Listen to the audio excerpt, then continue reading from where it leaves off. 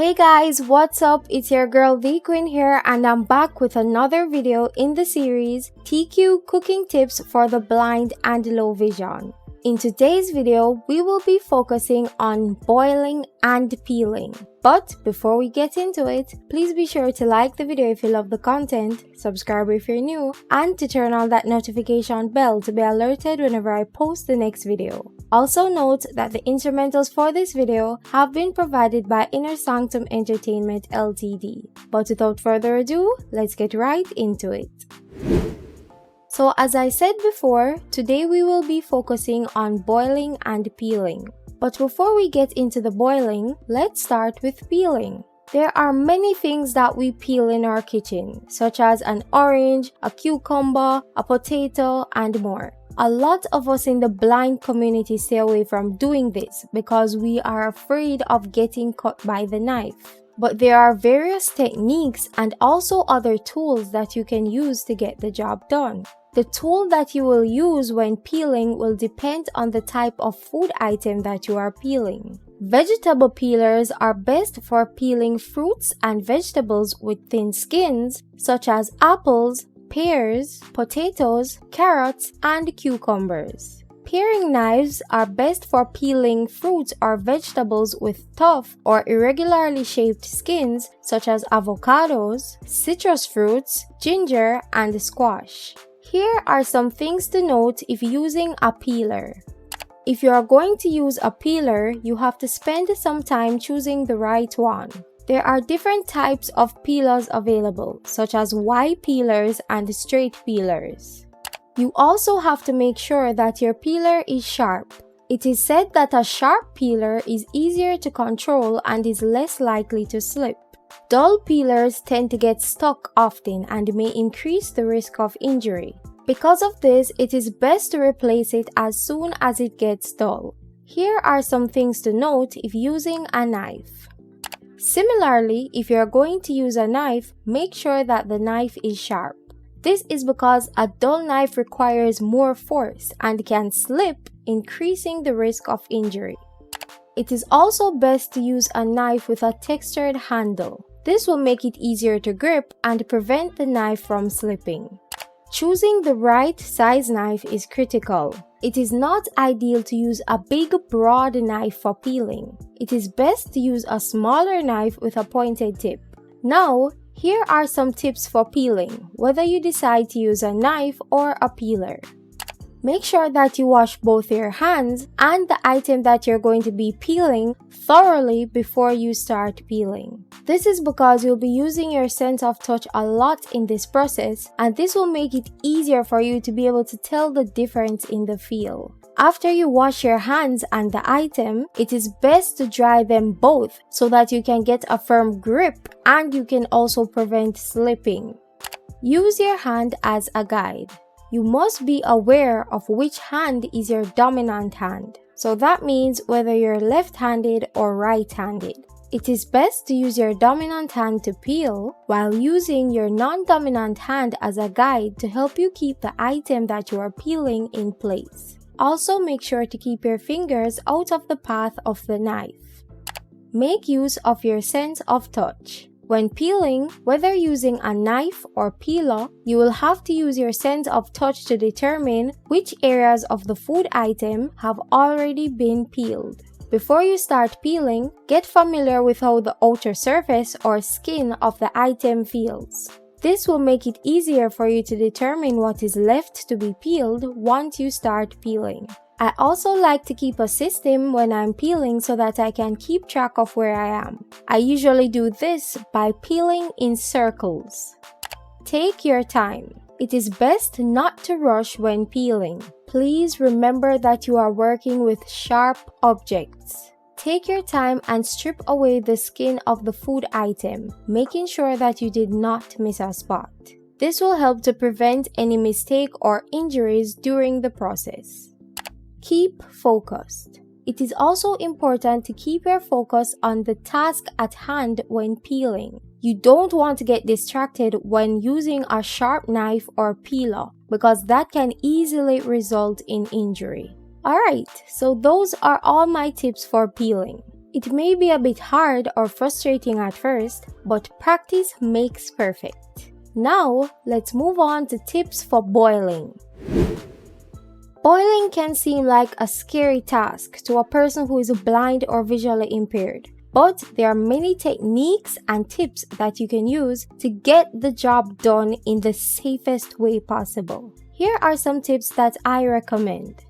Choose the right pot. When boiling, the first thing you need to do is to determine the right pot to use. Choose a pot that is the right size for the amount of water you need for the amount of food that you need to boil. A pot that is too small may cause the water to boil over, and a pot that is too large may take longer to boil.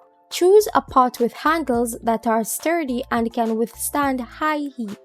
This will make it easier and safer if you need to lift or move it. Gather your ingredients. Make sure that you have all the items that you will be boiling ready before you light the stove. So, if you need to peel anything, get that done first. Fill the pot with water. Based on the amount of food that you will be boiling, you will need to determine the amount of water to put in the pot. Put enough water in the pot so that it will cover the food, but don't fill it up too much that when the food goes in the water, it will boil over. I also like to put in things such as salt into the pot before I light it. This is so that I can easily use a spoon to mix it around and taste it if it's salt enough. This is good because if you accidentally put in too much salt, you can easily throw off the water and put in some more. If what you are boiling does not require the water to come to a boil first, you can put it in before lighting the stove as well. Position the pot and light the stove. Once you are ready to put the pot on the fire, first you need to position it properly. Try your best to center the pot on the burner so that the flame will not be exposed. Also remember not to leave the handle of the pot hanging off the stove.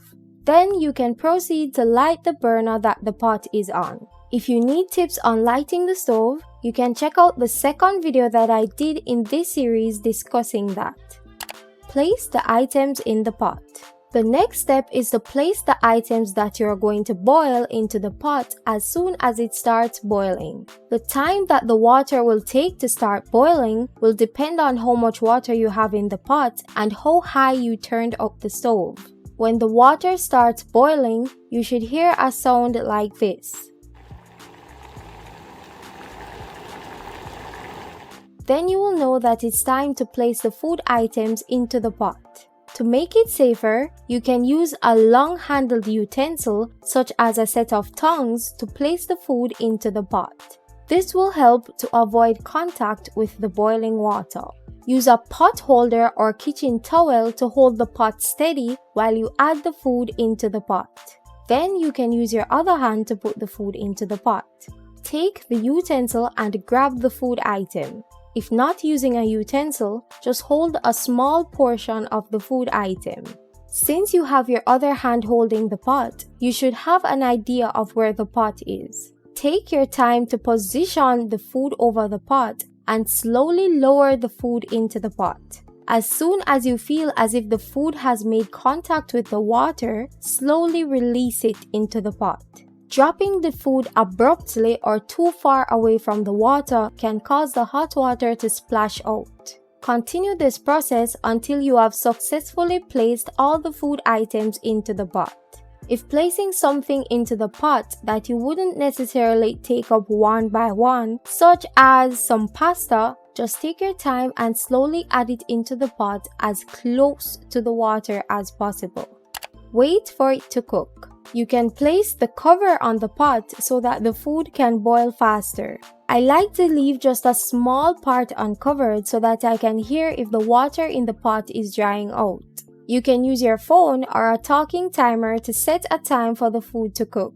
When the timer goes off, you can take off the lid and use a utensil such as a fork to check if the food is cooked. If you feel that is too risky, you can get a plate or a dish to place the food into to check if it is finished cooking. Once you have determined that the food is done, turn off the stove. taking the items out of the pot. Depending on the type of food that you are cooking, you may prefer to use a colander to drain the water of the food or to just take it out manually. And if you don't know what a colander is, it practically has the shape like a dish and it has holes in it. A typical colander usually comes with handles as well. If using a colander, it is best to clear out a clean spot in the sink and place it there. Then use pot holders or a kitchen towel to carefully lift the pot from the stove and move over to the sink. Then, make note of the position of the colander in the sink and slowly pour out the contents of the pot into the colander and allow them to drain. Now, if you're going to take out the food out of the pot manually, here are some tips. I like to wait until the water cools down a bit to do this, but this is up to you. First, get the container that you're going to put the food in. Then get a utensil such as a set of tongs and carefully grip the food item and place it into the plate or dish. And that is it. So these are all the general tips that I have for boiling. If you guys have any additional tips, please feel free to share them down below in the comment section. I love hearing your feedback. Your feedback is what keeps me going. Also, let me know if you knew of any of these tips. Alright, so that is it for this video, guys. Hopefully you enjoyed it. Remember to leave your comments down below to let me know how you feel about this video and the tips that I shared. Also note that the transcript for this video will be provided on my website, and the link to that will be provided down below in the description. But thanks again for watching, guys. Remember that I love you, and I'll see you next time.